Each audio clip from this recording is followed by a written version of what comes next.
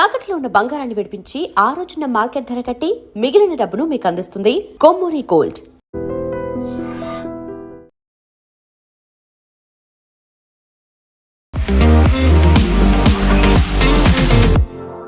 నమస్తే, నేను Kavitha. Welcome to I dream news and నిజాలు. హార్ముజ్ జలసంధిని 48 గంటల్లోపు ఓపెన్ చేయాలి అంటూ ఒక డెడ్లైన్ విధించిన డొనాల్డ్ ట్రంప్ ఎందుకని అంత సడన్గా 5 రోజుల బ్రేక్ అనేది కూడా అనౌన్స్ చేశారు. ఈ బ్రేక్ని ఇజ్రాయెల్ ఎందుకు యాక్సెప్ట్ చేయట్లేదు? ఇరాన్ నుంచే చర్చల ప్రతిపాదన వచ్చింది, డిస్కషన్స్ అవుతున్నాయని ట్రంప్ చెప్తున్నప్పుడు ఇరాన్ దాన్ని ఎందుకు కొట్టి పారేస్తోంది? యాక్చువల్గా అక్కడ ఏం జరుగుతోంది? డొనాల్డ్ ట్రంప్ ఎందుకని అంత సడన్గా 5 రోజుల బ్రేక్ అనేది అనౌన్స్ చేశారు? మనతో పాటుగా ఉన్నారు సీనియర్ జర్నలిస్ట్ సురేష్ కొచ్చతిల్ గారు. సార్ నమస్తే. నిన్న మనం మాట్లాడుకున్న దానికి ఈవినింగ్ కల్లా అంత సడన్ చేంజ్ ఎందుకని వచ్చింది? 48 గంటలు అన్నారు, ఒక డెడ్ లైన్ చెప్పారు, అయిపోయింది. తర్వాత 5 రోజుల బ్రేక్ అన్నారు. 5 రోజుల బ్రేక్ కూడా వన్ సైడెడ్గా వచ్చినట్టుంది. ఐదర్ ఇజ్రాయెల్ ఆర్ ఇరాన్ కూడా యాక్సెప్ట్ చేయట్లేదు. కవిత గారు, నిన్న మన ఛానల్ కాదు ఇంకో ఛానల్ మాట్లాడుతూ నేను తమాషగా చెప్పాను. యాక్చువల్లీ బై జోక్ కసెడ్ ట్రంప్ ఈ 45 గంటలు ఏమి ఉండదు, ఆయన పోస్ట్పోన్ చేస్తాడు చూడండి అని చెప్పాను. ఇప్పుడు వాళ్ళ క్లిప్ తీసుకొని ఆడుకుంటున్నారు, దాన్ని ట్రోల్ చేస్తున్నారు వాళ్ళు. Typically that's what he did. 48 గంటలు అనేది కాదు, ఆయన డెఫినెట్గా దాన్ని పోస్ట్పోన్ చేస్తాడని అందరికి తెలిసిందే. ఏంటిది? ఇది కాల్పుల విరమణ కాదు. ఓకే, ఆయన ఏమంటున్నా అంటే మేము మాట్లాడుతున్నాం, ఇరాన్తో మాట్లాడుతున్నాం. అది కూడా వాళ్ళు కాల్ చేసిండు, ఎవరు అని చెప్పట్లేదు. వాళ్ళు అంటే is it Oman, is it Turkey or is it మన ఈజిప్ట్? ఎందుకంటే పాకిస్తాన్ పేరు కూడా చెప్తున్నారు. పాకిస్తాన్ని లొకేషన్గా పెట్టుకున్నారు, ఎందుకంటే వీళ్ళు ఇటువైపు వెళ్ళలేరు. సౌదీ అరేబియా పైనుంచి ఓవర్ఫ్లై చేయనియరు ఇరానియన్ షిప్స్ని, ఇరానియన్ ఎయిర్క్రాఫ్ట్ని. ఇటువైపు వెళ్ళొచ్చు, పాకిస్తాన్ వైపు. అది కూడా జరగలేదు, ఫిజికల్ మీటింగ్ జరగలేదు. ఫిజికల్ మీటింగ్ ట్రంపే చెప్పారు నిన్న, ఫిజికల్ మీటింగ్ జరగలేదు, we are speaking on the phone అని చెప్పారు. ఫస్ట్ స్టెప్ ఎవరిని కలిశారు, ఎవరితో మాట్లాడారు? జారెడ్ కుష్నర్, వాళ్ళ Trump son in law, and Steve Witkoff ఆయన పార్ట్నర్, బిజినెస్ పార్ట్నర్. వీళ్ళిద్దరూ మీట్ అయ్యారు, మాట్లాడారన్నారు. ఇరాన్ అన్నారు మేము ఎవరితో మాట్లాడలేదు. మీరు కూడా చూసుంటారు స్టేట్మెంట్ వాళ్ళది. ఈయన చెప్పిన తర్వాత గంట సేపట్లో అది వచ్చేసింది. ఈయన అన్నారు we are speaking to one very senior figure in Iranian this one. And senior figure ఇప్పుడు ఎవరు లేరు వాళ్ళ దగ్గర. ఉన్నది ఒక ప్రెసిడెంట్ ఉన్నారు, స్పీకర్ ఆఫ్ ద వాళ్ళ పార్లమెంట్ ఉన్నారు, అది కాకుండా సుప్రీం లీడర్ ఉన్నారు. ఆయన ఉన్నారో లేదో తెలియదు. ఈ పరిస్థితిలో రూమర్స్ స్టార్ట్ అయింది. ఈయన మాట్లాడుతూనే స్పీకర్తోనే మాట్లాడుతుండొచ్చు, ఎందుకంటే వాళ్ళ దాంట్లో హైరార్కీలో speaker is very powerful position, మనలాగా కాదు. లారిజానీ మొన్న కొట్టేశారు చూడండి, he was security chief, he was the speaker. 8 సంవత్సరాలు ఆయన స్పీకర్గా ఉండే పార్లమెంట్ది. So it's very powerful post. So బహుశా ఈయనతో మాట్లాడుతున్నాను అనుకుంటే ఆయన కూడా డినే చేశాడు. ఇప్పుడు మళ్ళీ ఎవరితో మాట్లాడుతున్నారు, గోడతో మాట్లాడుతున్నారో అర్థం కావట్లేదు. సో ద థంబ్ రూల్ ఏంటంటే, ఒకటి ట్రంప్కున్న ఒకది సెన్సేషన్ క్రియేట్ చేయడం, అక్కడిక్కడ లేకుండా లాంగ్వేజ్ అసలు మార్చేస్తారు. ఫర్ ఎగ్జాంపుల్ నిన్న అడిగారు మీడియా వాళ్ళు, ఎయిర్క్రాఫ్ట్ దగ్గర ఎయిర్ ఫోర్స్ 1 పక్కన నిలబడి మాట్లాడుతున్నప్పుడు, మీరు ఏమేమి దీంట్లో పాయింట్స్ ఏమి డిస్కస్ చేసినారు? మా దగ్గర 15 పాయింట్లు ఉందన్నారు. And point number 1, 2, 3 ticked off, over, discussion అయిపోయిందన్నారు. ఏంటి పాయింట్ నెంబర్ 1? యురేనియం వాళ్ళ దగ్గర they can never have a nuclear weapon అన్నారు. అది ఎట్లా చేస్తారంటే, వాళ్ళ దగ్గర న్యూక్లియర్ డస్ట్ ఉంది కదా, ఆ డస్ట్ అంతా మేము తీసుకుంటాం అన్నారు. అప్పుడు ప్రెస్ వాళ్ళకు కూడా అర్థం కాదు, ఈ డస్ట్ ఏంటి, న్యూక్లియర్ డస్ట్ ఫస్ట్ టైం వింటున్నాం మనం. ఈ గోల్డ్ డస్ట్ అని విన్నాం, కానీ న్యూక్లియర్ డస్ట్ ఏంటి? అది యురేనియం గురించి మాట్లాడుతున్నాం, ఆయనకు అది కూడా తెలియదు. ఎవరు ఆయన్ని బ్రీఫ్ చేస్తున్నారు, ఎవరు ఆయనతో మాట్లాడుతున్నారు? ఇన్ఫ్యాక్ట్ ఆయన ఇరానియన్స్ గురించి అంటున్నారు, ఇరానియన్స్ మాట్లాడలేదు ఎక్కువ అని చెప్పి ఎవరో మీడియాలో అడిగారు. వాళ్ళ దగ్గర ఒక పిఆర్ ఏజెన్సీని తీసుకురామనండి, వాళ్ళు బాగా చేస్తారు దీనికన్నా అంటున్నారు. అంటే ఇరానియన్స్ వాళ్ళు ఎక్స్ప్రెస్ చేయలేకపోతున్నారంట వాళ్ళు చేసింది. ఎనీవే, ట్రంప్ ఐడియా ఏంటి? ఆయనకి కవిత గారు 2-3 ఇష్యూస్ ఉన్నాయి. ఒకటి, వాళ్ళ బేస్లోనే మాగా బేస్, ఈవెన్ దో వాళ్ళు సాలిడ్గా ట్రంప్ ఎంటర్ ఉంటారు, వాళ్ళు ట్రంప్ ఏమన్నా కానీ రేపు లోకం అయిపోతుందంటే ఎస్ అంటారు, కాదంటే కూడా ఎస్ అంటారు వాళ్ళు. అట్లాంటి వాళ్ళు వాళ్ళ మ్యాగా డేటాబేస్లో చాలామంది దాంట్లో ఉన్న వాళ్ళకి ప్రాబ్లం వస్తుంది. దట్ వాళ్ళు ఈ ఫ్యూయల్ ప్రైసెస్తోనే వాళ్ళకి చాలా ఇష్యూస్ ఉన్నాయి. అమెరికాలో ఇప్పుడు gas prices is $4 for a gallon. Gallon is about 3.5 litres. Diesel $5 per gallon. 3 నుంచి 4 వెళ్ళింది, డీజిల్ ఏమో 3 నుంచి 5కి వెళ్ళింది. సో డెఫినెట్లీ దాని ఒక పుష్ బ్యాక్ ఉందని. రెండవది, వాళ్ళ స్టాక్ మార్కెట్ పడిపోయింది. అన్నీ ప్రతి కంట్రీలో పడిపోయింది, మనది కూడా అంత సంగతి. Because we are not an island, మనం కూడా వాళ్ళతోనే రియాక్ట్ అవుతాం. కానీ మోర్ ఇంపార్టెంట్లీ వీళ్ళ దగ్గర బాండ్ మార్కెట్ ఒకటి ఉంది. ఈ బాండ్ మార్కెట్ ఇంట్రెస్ట్ రేట్స్ చాలా క్రూషియల్. అమెరికన్ గవర్నమెంట్, మన గవర్నమెంట్ కూడా రిజర్వ్ బ్యాంక్ బాండ్స్ ఇష్యూ చేస్తారు. ఇక్కడ రేవంత్ రెడ్డి వాళ్ళ గవర్నమెంట్కి తీసుకుంటారు 18,000 కోట్లు, 5,000 కోట్లు అలా బాండ్ తీసుకుంటారు. దానికి ఇంట్రెస్ట్ కట్టాల్సి వస్తుంది. ఇంట్రెస్ట్ తక్కువ ఉంటుంది. మనం మార్కెట్ నుంచి బ్యాంక్కి వెళ్ళి తీసుకుంటే 10% ఉంటే, 8% ఉంటే, వీళ్ళ దగ్గర reserve bank government to government 4% ఇస్తారు. ఇది అమెరికన్ గవర్నమెంట్ కూడా చేస్తారు. మనకి ఆల్మోస్ట్ ఇండియాకి $250 మిలియన్ మనకి బాండ్స్ ఇష్యూ చేశారు వాళ్ళ అమెరికన్ గవర్నమెంట్. మన వాళ్ళ అప్పు మన దగ్గర ఉంది. దాంట్లో వీ హ్యావ్ రిడీమ్డ్ $100 మిలియన్, ఇంకా 150 మన దగ్గర ఉంది. ఈ బాండ్ రేట్ పెరిగితే it is indication that your economy is in trouble. Me economy ఏదో పెద్ద ప్రాబ్లంలో పడబోతుందని తెలిసిపోతుంది. బాండ్ మార్కెట్ లాస్ట్ 1 వీక్ నుంచి ఎక్కడికో వెళ్ళిపోయింది కంప్లీట్గా. యుద్ధం మొదలైనప్పుడు నుంచే స్టార్ట్ అయింది అది. కానీ స్పెసిఫిక్గా ఈ హార్మోస్ ప్రాబ్లం రాగానే అప్పుడు ఇట్ పీక్డ్ అన్నమాట. ట్రంప్ ఈ 2 ఇష్యూస్ మెయిన్గా, ఒక ఫ్యూయల్ ఒకటి, సెకండ్ ఇస్ ఈ బాండ్ రేట్స్, 2 ట్యాకిల్ చేయకపోతే డెఫినెట్గా అమెరికా నెక్స్ట్ ఒక వారం లోపల దట్ మేజర్ ప్రాబ్లం ఉండబోతుంది తెలిసిపోయింది దానికి. ఏదో ఒక అనౌన్స్మెంట్ చేయాలి నేను. ఆయన అన్నారు యుద్ధం అయిపోయిందన్నారు. యుద్ధం అయిపోయినప్పుడు మళ్ళీ డిస్కషన్ ఎందుకు? వాళ్ళు కొట్టిపడేసాం, there air force is gone, navy is gone, nothing is there, లీడర్షిప్ని కొట్టేసాం, మళ్ళీ ఏం మిగలలేదన్నారు. మళ్ళీ first level, second level, third level కూడా అయిపోయింది అని చెప్పారు. మళ్ళీ మీరు ఎందుకు మళ్ళీ డిస్కషన్ చేస్తున్నారు? మీరే అన్నారు కదా అన్నీ అయిపోయినాయని చెప్పి. They cannot launch any more nuclear missile, they cannot do this, cannot. కానీ స్పెసిఫిక్గా ఏం జరిగిందంటే, ఈయన మొన్న ఈ థ్రెటన్ చేసినప్పుడు 45 గంటల తర్వాత మేము వాళ్ళ పవర్ ఫెసిలిటీస్ మీద కొడతామని చెప్పారు స్పెసిఫిక్గా. And the biggest one to start with which is in Tehran. Iranian power infrastructure ఒక సింగిల్ మొనోలిత్ కాదు. అంటే మొనోలిత్ అంటే ఎక్స్ప్లెయిన్ చేయాలంటే మీకు ఒక సింగిల్ పెద్ద ప్లాంట్ కాదు. ట్రంప్కి అది కూడా తెలియదు. ఇజ్రాయెల్కి అట్లా ఉంది. చాలా దేశాలకి ఒక సెంట్రల్ పవర్ స్ట్రక్చర్ ఉంటుంది, అక్కడి నుంచి డివైడ్ అవుతుంది పవర్ అని. మనకు కూడా లేదు అట్లా. మనకి నాగార్జున సాగర్ ఇక్కడ ఉంది, శ్రీశైలం అక్కడ ఉంది, బాక్రానంగల్ ఇక్కడ నార్త్లో ఉంది, ఇక్కడ మన కల్పాకం ఇక్కడ ఉంది. These are different places. Kudankulam nuclear power plant, like that different. Thermal కొత్తగూడెంలో మన ప్లాంట్స్ డిస్ట్రిబ్యూటెడ్ ఉన్నాయి. మన ఒక్క ప్లాంట్ని కొడితే ఆ ప్లాంట్ ప్రాబ్లంలో వస్తుంది, మిగతా ప్లాంట్కి ప్రాబ్లం రాదు. అఫ్కోర్స్ గ్రిడ్ ఇష్యూ ఉంటుంది, గ్రిడ్ ఫ్రీక్వెన్సీ పడిపోతుంది ఇమీడియట్గా. కానీ we can isolate that grid, పెద్ద ఇష్యూ కాదు. ఇది ట్రంప్ కూడా తెలియదు. మేము వాళ్ళు అన్నిటికంటే పెద్దదాన్ని కొట్టిపోతున్నాం అంటే ఆయన కథ పెద్దదనే కాన్సెప్ట్ లేదు. ఇవాళ వాళ్ళ ఎనర్జీ మినిస్టర్ ఎక్స్ప్లెయిన్ చేశారు అది మీడియాకి. Unlike Israel or other Arab countries, మేము అది డిస్ట్రిబ్యూషన్ కూడా మేము కంప్లీట్లీ డీసెంట్రలైజ్ చేసాం. మనం దీని గురించి డీసెంట్రలైజేషన్ ఆఫ్ మిసైల్స్ గురించి మాట్లాడాం చూడండి.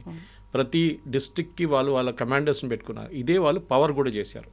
వాళ్ళ బ్రెయిన్ ఆలోచించండి. వాళ్ళు ద థాట్ త్రూ దిస్, రేపు మా మీద ఇట్లాంటి ఒక దాడి జరగవచ్చు అనేది. ఇప్పుడు వాళ్ళేమన్నారంటే మమ్మల్ని కొట్టారా, okay we will undergo the problem, but మిమ్మల్ని కొడతాం. ఎవరిని?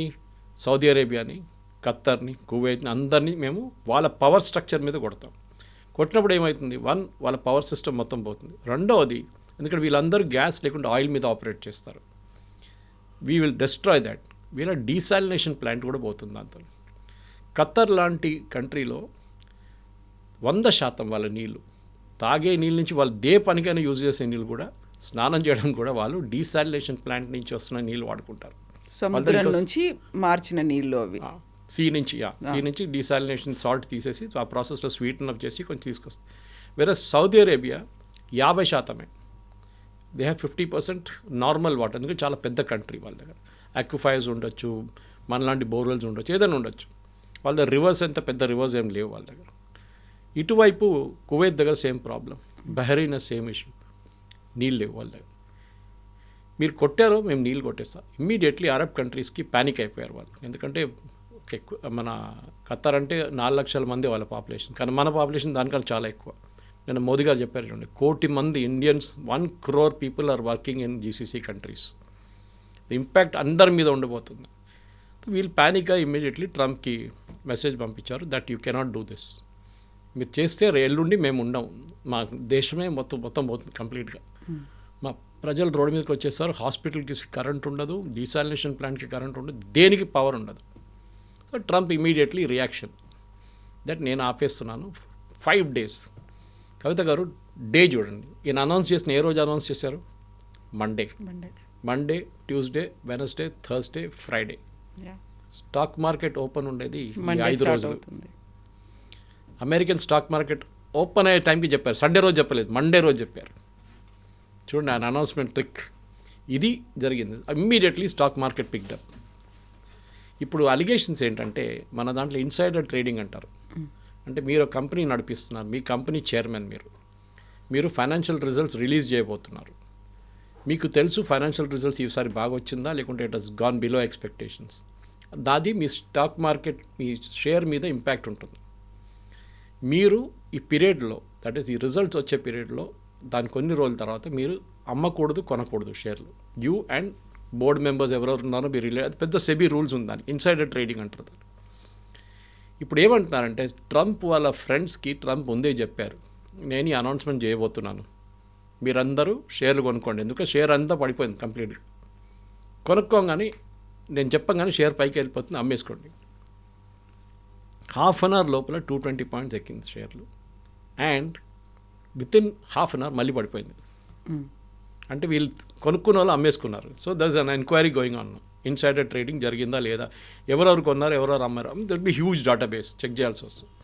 కానీ ట్రంప్ చాలా క్లియర్గా చేసిన పని దీనికోసం. ఒకటి, he wanted to get the stock market up. రెండోది, ఇరాన్ కూడా చెప్పారు ఫ్యూయల్ ప్రైసెస్ని తగ్గించడానికి అని చెప్పి. అండ్ ఇమ్మీడియట్లీ బ్రెంట్ క్రూడ్ 100 కన్నా తక్కువ వచ్చేసింది. ముజర్బాన్ వాళ్ళ క్రూడ్, సౌదీ అరేబియన్ క్రూడ్ కూడా తగ్గింది. ఇప్పుడు 90-95 దగ్గర నడుస్తుంది. ఈ రెండే ట్రంప్కి కావాలండే మెయిన్గా. ఆయనకి ఇరాన్ని కొట్టడం కానీ, ఇరాన్ మీద దాడి చేస్తే కూడా మేము దాన్ని ఆపుతామని చెప్పిన మనుషులు ఇవాళ పొద్దున ఇరాన్ పవర్ ప్లాంట్ మీద కొట్టారు. పవర్ ప్లాంట్ మీద కొట్టారంటే మీరు చెప్పొచ్చు మళ్ళీ అది వైలేషన్ కాదా అంటారు. కాదు, ఆ పవర్ ప్లాంట్కి వెళ్ళి ఒక గ్యాస్ పైప్ ఉంది, that is what supplies gas to the plant, దాన్ని కొట్టారు ఇజ్రాయెల్ అండ్ యుఎస్. అప్పుడు మీరు చెప్పిన మాట మొత్తం పోయింది కదా. ఆ ప్లాంట్ వాళ్ళ పొద్దు నుంచి పనిచేయట్లేదు. డైరెక్ట్గా పవర్ ప్లాంట్ మీద అటాక్ చేయకుండా ఇండైరెక్ట్గా వెళ్ళేటువంటి సప్లై. అడిగితే ఏమన్నారు, మేము రోడ్ మీద ఒక పైప్ పోతాం, పైపుని కొట్టామంటారు. ఇది వీళ్ళ ట్రిక్ అనమాట. తో ఇప్పుడు స్పీకర్ ఆఫ్ ఇరానియన్ పార్లమెంట్తో మాట్లాడని చెప్పిన మంచి, will come back to that topic. Mohammad Bagher కబేఫ్ ఆయన పేరు. ఆయన హైరార్కీలో పాసిబ్లీ 10వ-11వ స్థానంలో ఉన్నారు. ఆయనకన్నా పైన చాలామంది ఉన్నారు. ఈ స్పెషల్లీ అయతోల్లా ర్యాంక్లో ఉన్న వాళ్ళు చాలామంది, వాళ్ళ దగ్గర 2-3 ఉన్నారు. ఈ ట్రంప్ ఏమంటున్నా అంటే హూ కంట్రోల్స్ హార్మోస్. నిన్న అదే ఎయిర్క్రాఫ్ట్ పక్కన నిలబడి మాట్లాడినాడు, అన్నారు. And that Ayatollah, whoever is Ayatollah, ఆయనతో నేను కంట్రోల్ చేస్తాను అంటే వీళ్ళిద్దరు కలిసి స్టేట్ ఆఫ్ హార్మోస్ నడిపిస్తారంట. ఆలోచించండి, అమెరికన్ ప్రెసిడెంట్, ఆయన దేశం చూసుకోవాలి, స్టేట్ ఆఫ్ హార్మోస్ చూసుకుంటారా? ఇది అర్థం కావట్లేదు. మీరేం చెప్పారు ఇనీషియల్ స్టేట్ ఆఫ్ హార్మోస్ని ఓపెన్ పెట్టండి, లేకుంటే బాంబ్ చేస్తాం. మీరు చేస్తారా లేదా? ఇప్పుడు ఏమంటున్నారు, నేను ఆయనతో కూర్చొని నేను కూడా గేట్ కాడ కూర్చుంటాను, ఒక స్టూల్ వేసుకొని కూర్చుంటాను, అక్కడ ఏ షిప్ వస్తుంది, ఏ షిప్ వెళ్తుంది, నేను చూసుకుంటూ కూర్చుంటాను. ఇది అమెరికన్ ప్రెసిడెంట్ పని అండి, ఇది అమెరికా పని అండి, ఇది కాదు. It is not there job. Arab countries ఉన్నారు, వాళ్ళు చూసుకుంటారు ఇదంతా, కానీ అది లేదు, నేనే చూసుకోవాల్సిందాన్ని. ఈ ఐ మీ మై సెల్ఫ్ అని చూడండి. ఈ యుద్ధం మొదలైనప్పుడు కవిత గారు మీకు తెలిసి ఉంటుంది, 2-3 మెయిన్ అబ్జెక్టివ్స్ ఉంటాయి. ఒకటి, రెజీమ్ చేంజ్, గవర్నమెంట్ని మార్చేస్తాం. రెండవది, యురేనియం స్టాక్ పైల్స్, అంటే న్యూక్లియర్ వెపన్ తయారు చేయడం. మూడవది, వీళ్ళది మిస్సైల్ అండ్ డ్రోన్స్, అది కంప్లీట్గా ఎలిమినేట్ చేయాలి. మూడవది చేశారు చాలా మటుకు, ఇంక్లూడింగ్ మ్యానుఫ్యాక్చరింగ్ యూనిట్ చాలా కొట్టారు. కానీ ఇప్పుడు కూడా ఇవాళ పొద్దున మనం మాట్లాడుతున్నప్పుడు ఈ టైంకి 25 డ్రోన్లు కొట్టారు సౌదీ అరేబియా మీద, యుఏఈ మీద 11 డ్రోన్లు కొట్టారు. ఆలోచించండి, ఇంత అయినాక కూడా వాళ్ళు చేస్తున్నారు. అంటే they are provoking the Arab nations to attack. కానీ వాళ్ళు చేయట్లేదు, వాళ్ళు చాలా స్మార్ట్ అయిపోయినారు. ఇప్పుడు సౌదీ అరేబియా ఇరాన్ని కొట్టారనుకోండి, ఈ వార్ ఎక్స్పాండ్ అయిపోతుంది. మళ్ళీ సౌదీ అరేబియా మీద ఉన్న డ్రోన్లు అన్నీ పంపించేస్తాడు. ఇప్పుడున్న పరిస్థితిలో ఫస్ట్ మ్యాటర్ జరగలేదు, ఇరానియన్ రెజీమ్. నా అనాలిసిస్ ప్రకారం ట్రంప్ ఏం గేమ్ ఆడుతున్నారంటే, ఒకటి, అక్కడ ఉన్న వాళ్ళ నడిమిట్లోనే ఒక కన్ఫ్యూజన్ క్రియేట్ చేస్తున్నారు. అది టిపికల్ పాలిటిక్స్. ఇప్పుడు మన దగ్గర కూడా పార్టీలు ఉంటే 3 గ్రూపులు ఉంటే, మీరు ఒక గ్రూప్ చెప్తారు నేను మీ వాళ్ళని ముఖ్యమంత్రి చేస్తాను, రెండోవని పిలిచి అదే అంటారు, మూడోవని పిలిచి అదే అంటారు.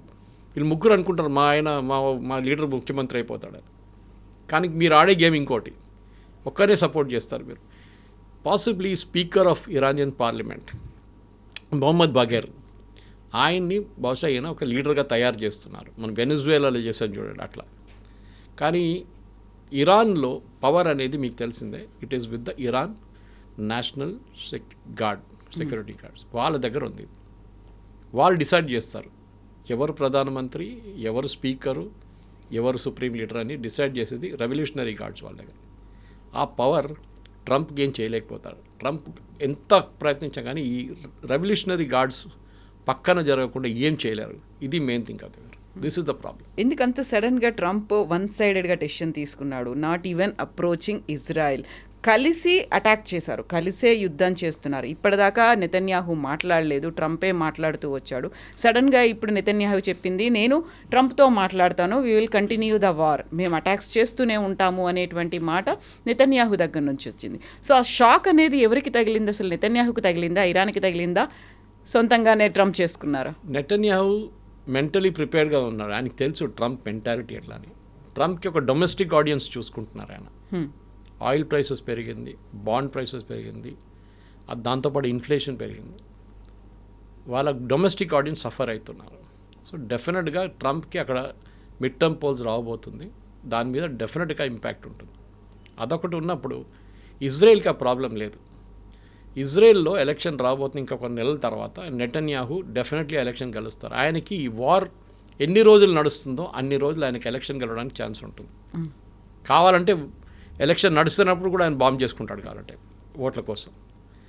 వాళ్ళ కాన్సన్ట్రేషన్ అంతా రెండే ఇప్పుడు. ఒకవైపు ఇరాన్ దగ్గర ఉన్న మిసైల్ కేపబిలిటీని కొట్టడం.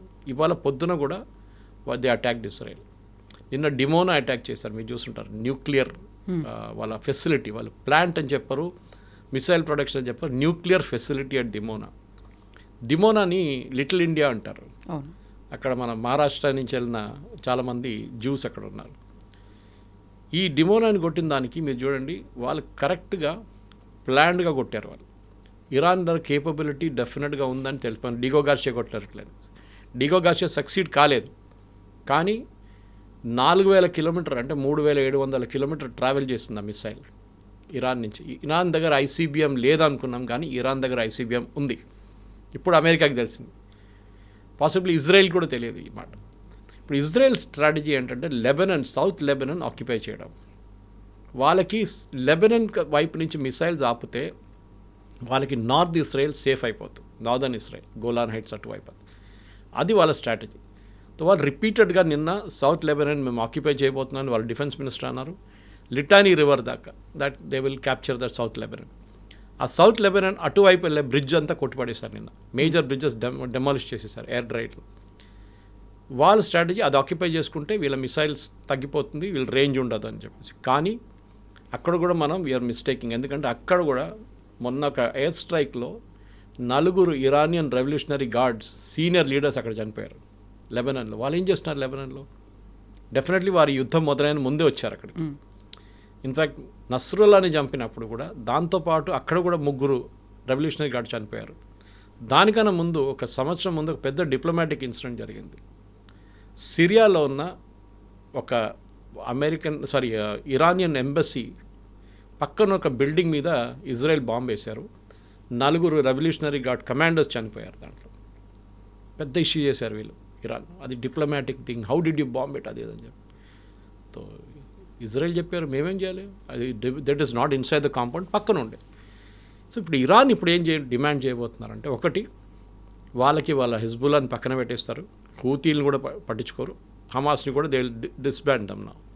కానీ మేము యుద్ధం ఆపాలంటే మీ 3-4 డిమాండ్స్ వాళ్ళు ఆల్రెడీ ముందే చెప్పేశారు. ఒకటి, మా మీద ఇప్పటి నుంచి దాడులు జరగకూడదు. అది ఎవరైనా అగ్రీ చేస్తారండి? చేయరు. America will not agree, Israel will not agree అట. రెండవది, మాకు మా న్యూక్లియర్ ప్రోగ్రామ్ పీస్ఫుల్ పర్పసెస్ కోసం మేము నడిపించుకుంటాం, మిగతా న్యూక్లియర్ది ఐఏఏకి ఇచ్చేస్తాం కావాలంటే. 450 కిలోలు ఎంత ఉంది, 50 కిలోలు మాకు కావాల్సిన న్యూక్లియర్ ప్లాంట్ కోసం పెట్టుకుంటాం, మిగతా 400 కిలోలు we will give it to International Atomic Energy Agency or Russia, whoever it may B.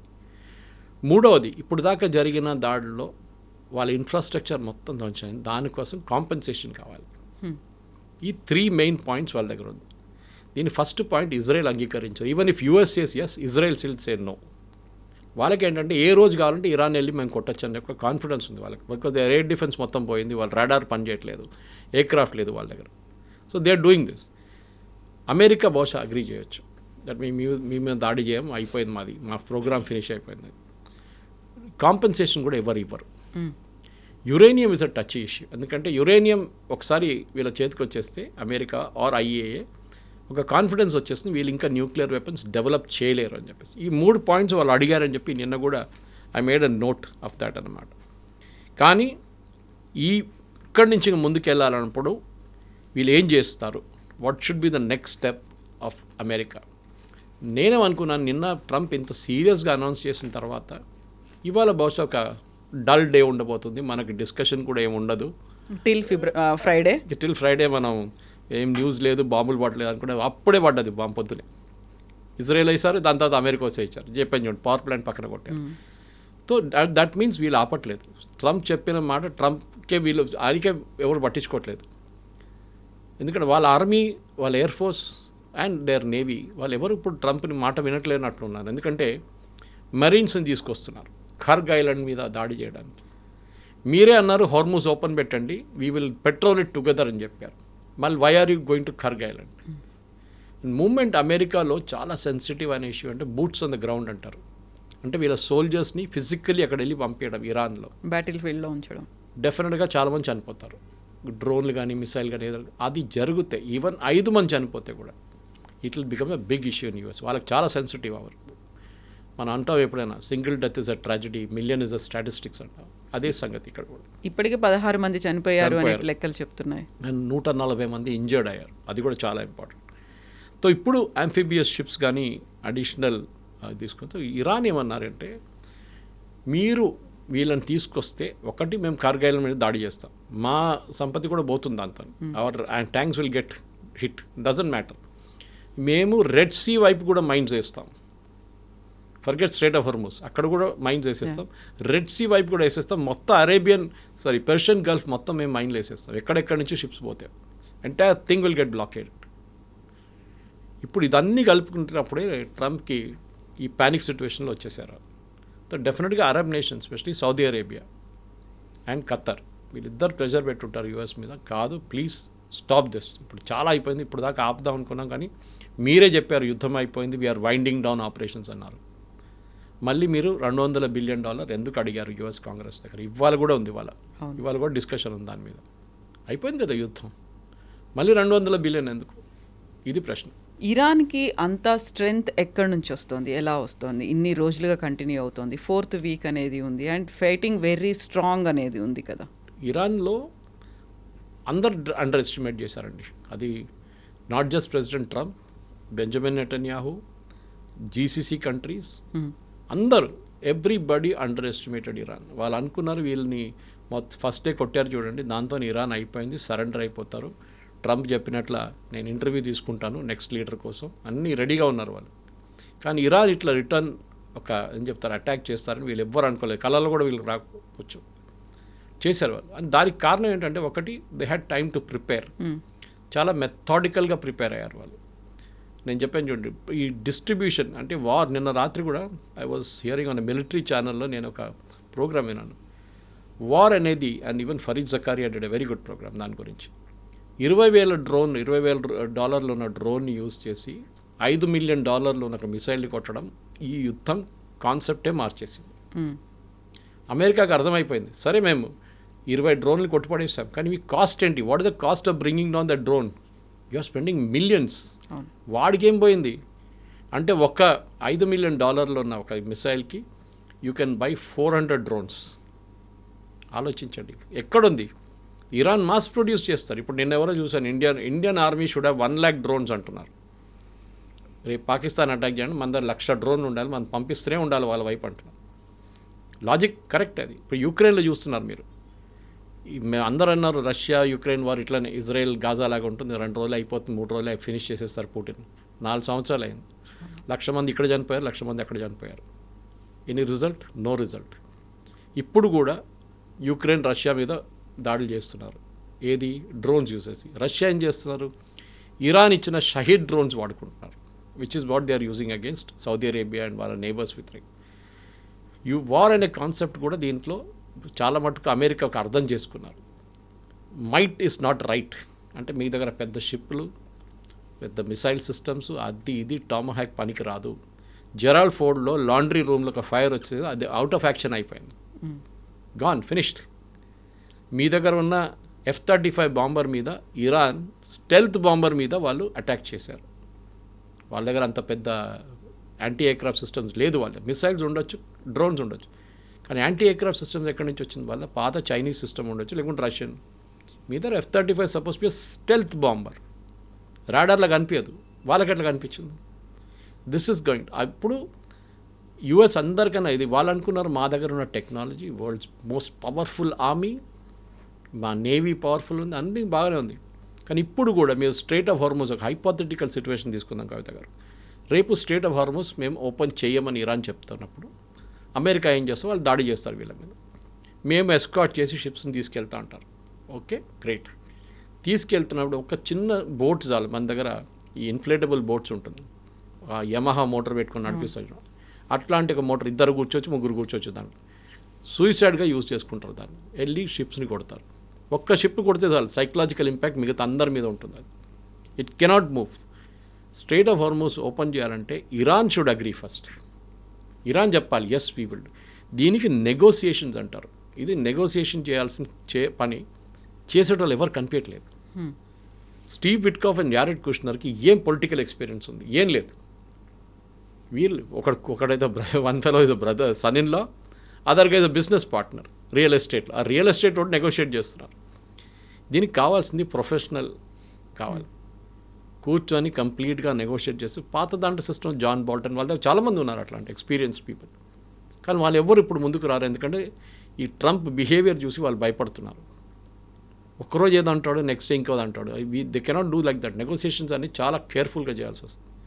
So బహుశా ఎవరైనా ఎక్స్పీరియన్స్డ్ వాళ్ళని తీసుకొచ్చి వాళ్ళు కూర్చోబెట్టి నెగోషియేట్ చేస్తే బాగుంటుంది. అది ఎవరు నాకు ఇప్పుడు Egypt is a good idea, డెఫినెట్గా Egyptian president is a good idea. Jordanian king ఆ లెవెల్లో ఉండాలి. ఏదో వాళ్ళ పిల్లల్ని పంపించడం కాదు, డిఫెన్స్ మినిస్టర్ నువ్వు మా ఫారిన్ మినిస్టర్ వెళ్ళని చెప్పడం కాదు. దట్ టాప్ లెవెల్లో ఈ నెగోసియేషన్స్ ఉండాలి. షార్మల్ షేక్కి వెళ్ళండి, లేకుంటే జెనీవాకి వెళ్ళండి, ఎక్కడైనా వెళ్ళండి, but SIT down and talk. ఎందుకంటే ఈ యుద్ధం అనేది మొత్తం లోకం మొత్తం మార్చేస్తుంది. ఒక ఏం చెప్తారు, అపోకాలిప్స్ వచ్చింది మొత్తం అక్రాస్ ద వరల్డ్. ప్రతి ఎకానమీ, శ్రీలంకలో ప్రతి వారం ఒక 2 వీలర్కి 5 లీటర్లు పెట్రోల్ అండ్ 4 వీలర్కి 15 లీటర్ పెట్రోల్ అంతే ఫిక్స్ చేశారు. మన దగ్గర లేదు. మన దగ్గర చేస్తే అయిపోతుండే ఇప్పుడు దాకా. మోదీ మీద అది ఇది మొత్తం. ఇప్పుడు కూడా పెట్రోల్ ఫుల్ ట్యాంక్ కొట్టించుకుంటున్నారు అందరు. పాకిస్తాన్లో కూడా హై ఎండ్ కార్లకు ఇచ్చేటువంటి పెట్రోల్ అండ్ డీజిల్ని కూడా ఎక్కువ రేట్ పెంచేశారు, 300 rupees litre. Pakistan is 4-day week. Private companies, government organisation and స్కూల్స్కి 4-day వీక్ చేసేసారు. గవర్నమెంట్ వెహికల్స్ యూజ్ చేయకూడదు.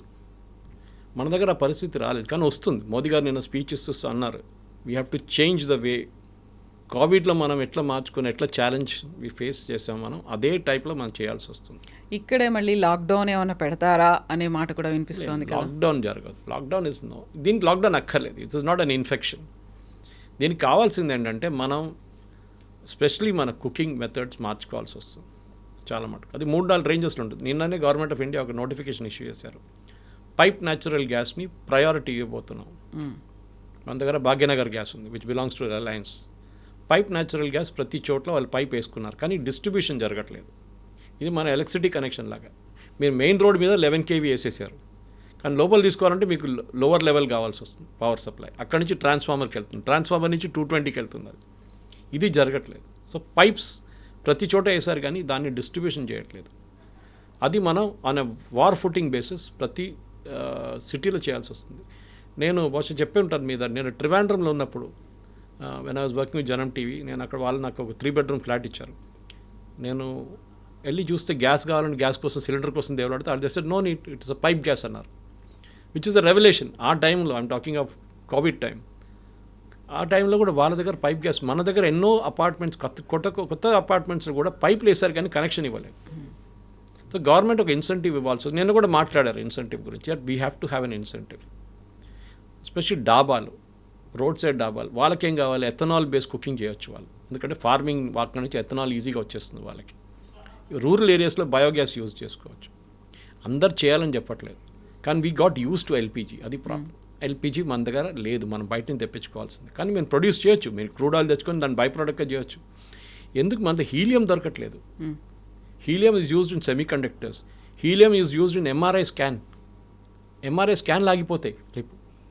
ఎక్కడి నుంచి తీసుకు మీరు మనం పెట్రోల్ డీజిల్ గురించి ఆలోచిస్తున్నాం, కానీ దాని యూసేజ్ ఎక్కడెక్కడికో వెళ్తుంది. అది ఇది మెయిన్ రీజన్. సో మనం ఏం చేయాలంటే right no priority, of course వాళ్ళ నడిమిట్లో వాళ్ళు కొట్టుకుంటారు, రేపు వాళ్ళు బై దోస్తులు అయిపోతారు, మనం బయట వీ విల్ బీ సఫరింగ్ అన్నమాట. సో మనం మన డిపెండెన్స్ ఆన్ గల్ఫ్, అక్కడున్న ఫారిన్ ఎక్స్చేంజ్ మనం ప్రిజర్వ్ చేయాలంటే వీ హ్యావ్ టు మన మార్పు మన వైపు కూడా తీసుకురావాల్సి వస్తుంది.